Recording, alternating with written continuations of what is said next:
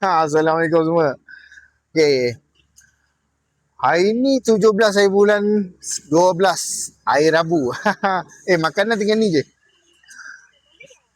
Support lah kami kat sini lah. Ada bihun telur mata tinggal lagi 4. Mi goreng tinggal 4. Nasi lemak tinggal 4. Nasi lemak biasa tinggal 2. Ada kari pak lagi. Kami dekat Seremban ni lah. Macam ni lah hari-hari. Hari ni hujan. Sekarang ni musim hujan lain macam lah. Kan? Alhamdulillah hujan rahmat kan. Yang ni signboard kami. So daripada Seremban nak ke Senayan tu kami ada di belah kiri. Boleh nampak dekat Petronas tu, itulah tempat kami.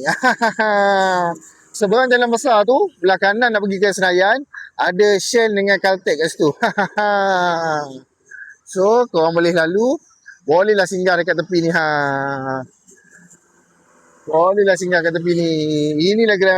Inilah gerai aku. Baiklah, support kami.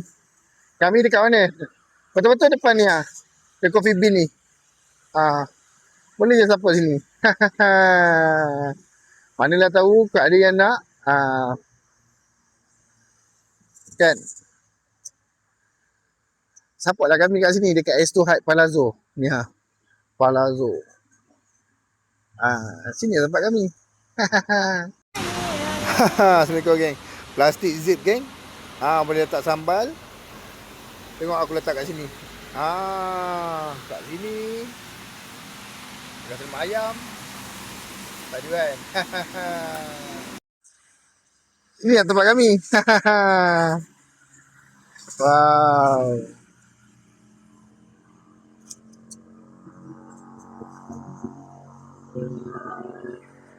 Dekat Palazzo ni nampak tak? Hari ni hujan ni. Sejuk je. Alhamdulillah.